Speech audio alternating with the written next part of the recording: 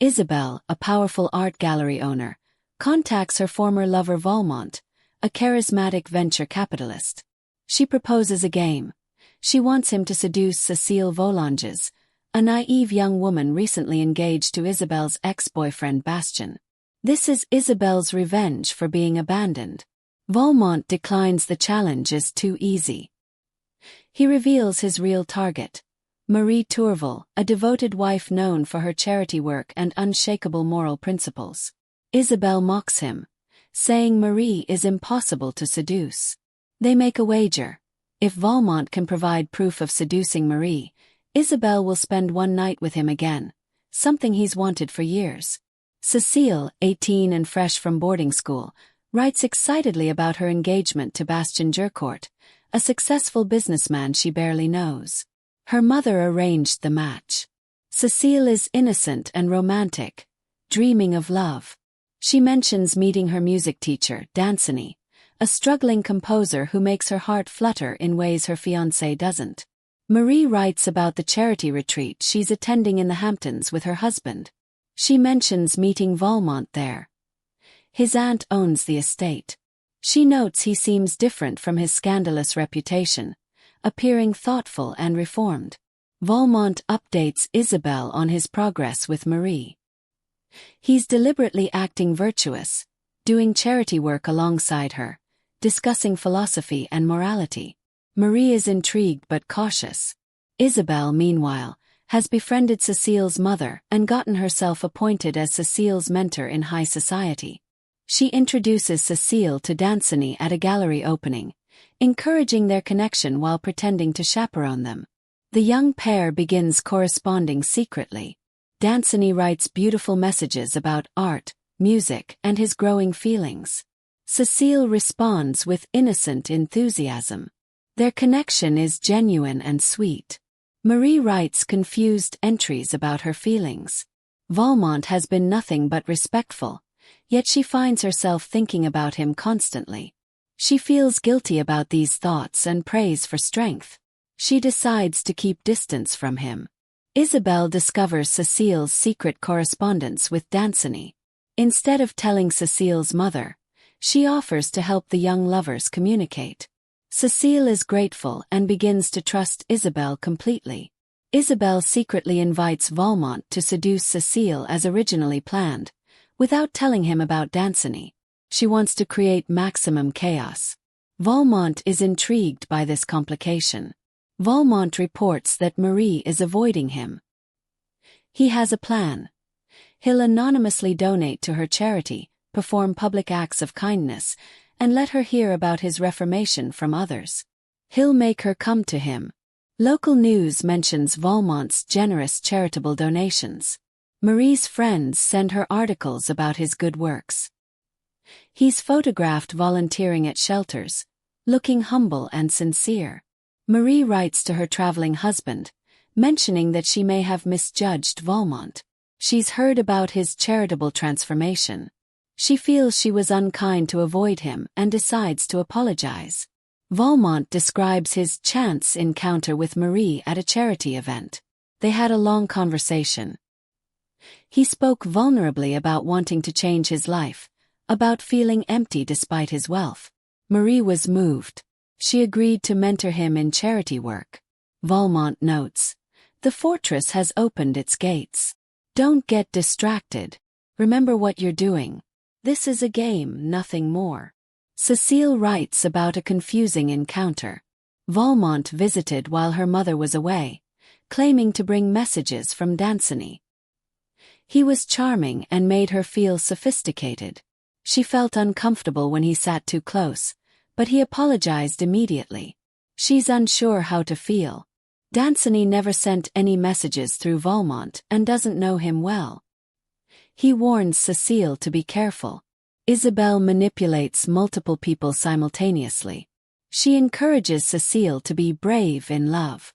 She plants seeds of doubt in Marie's social circle about her closeness with Valmont. She tells Valmont that Cecile is infatuated with him.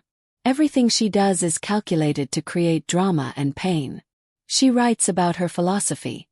People are either predators or prey. Love is a weakness to exploit.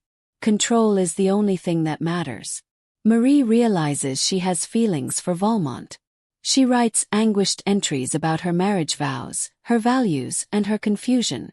Valmont has become a close friend. He seems to genuinely respect her. But she recognizes the danger. She decides to confess everything to her husband and leave the Hamptons immediately. Before Marie can leave, she receives a letter from Valmont. He writes that he loves her, that she's made him want to be a better person, that he's never felt this way before. He begs for one honest conversation before she goes. The letter is beautifully written and seems deeply sincere. After a party where Isabelle ensured Cecile drank too much, Valmont came to check on her. What happened is described vaguely in Cecile's writing.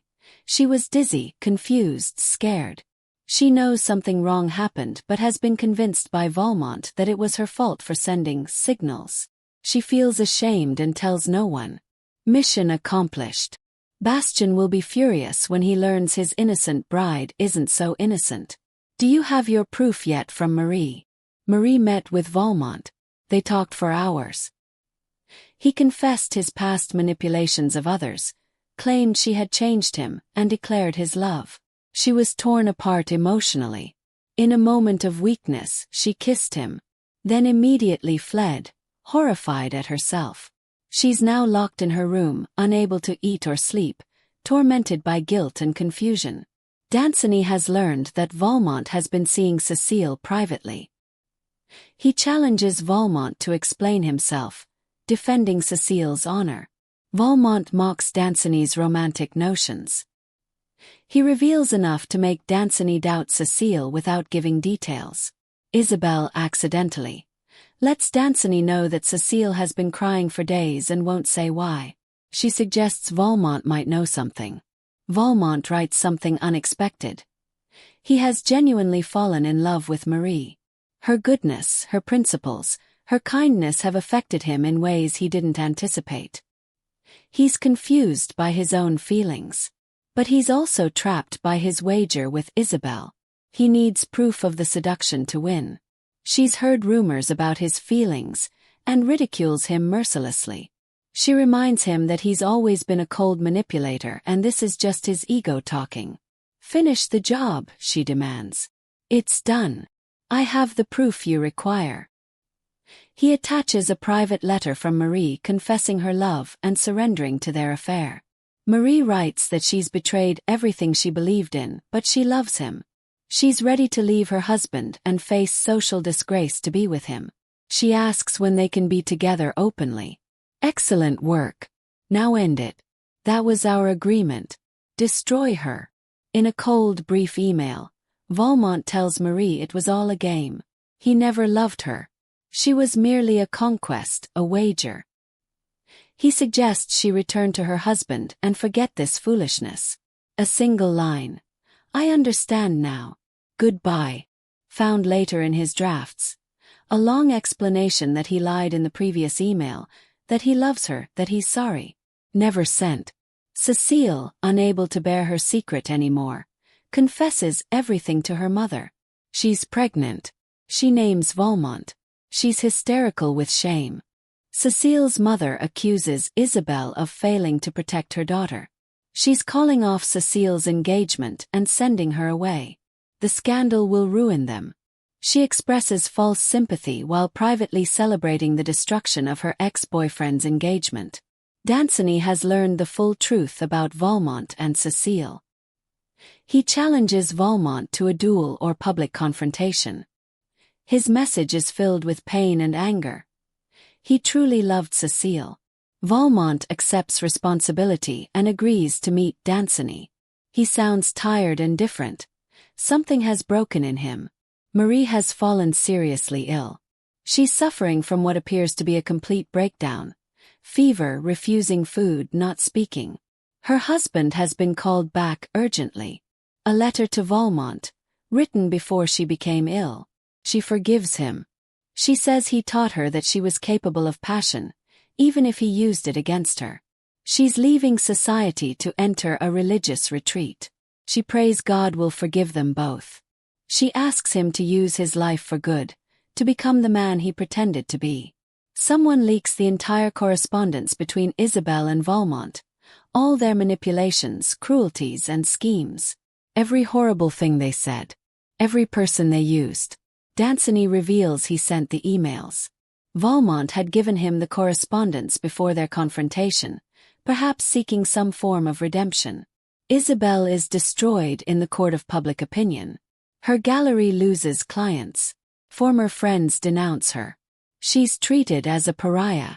A physical altercation occurred between Valmont Reed and Danceny. Valmont was seriously injured. Witnesses say he barely defended himself.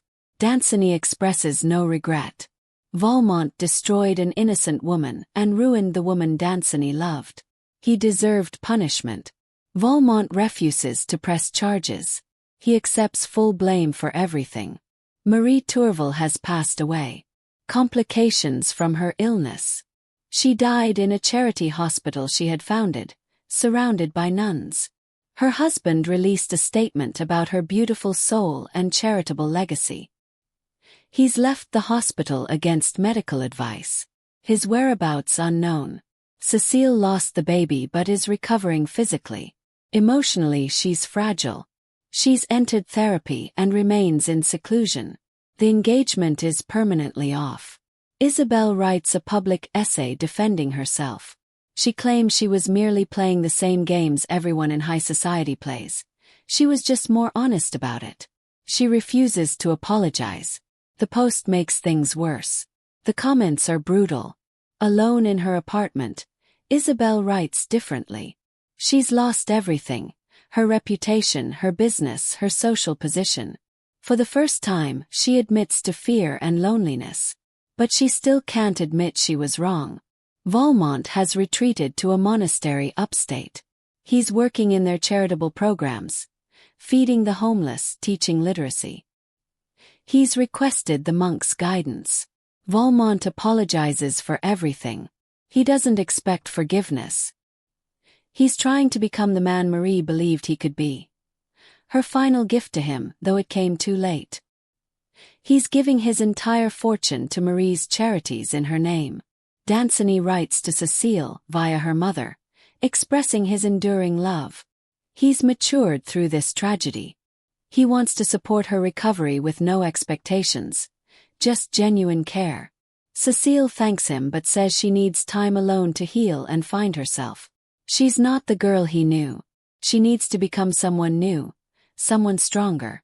She hopes someday they can be friends. Isabelle's gallery has failed. She's lost her apartment. Her assets are being liquidated to pay debts. One of Isabelle's former friends reaches out, offering help and suggesting therapy. Isabelle responds with bitter mockery, pushing away this last lifeline. She writes about the emptiness of her victories. She destroyed others but also destroyed herself. She still can't understand why people value love over power, but she dimly recognizes that her inability to understand this is why she's ended up alone. She closes with, "I won every battle and lost everything that mattered. But I still don't know what matters or why." Revenge and desire destroyed them all. Marie is gone. Cecile survives, broken but healing. Valmont seeks redemption. Danceny waits. Isabelle won every battle and lost everything that mattered.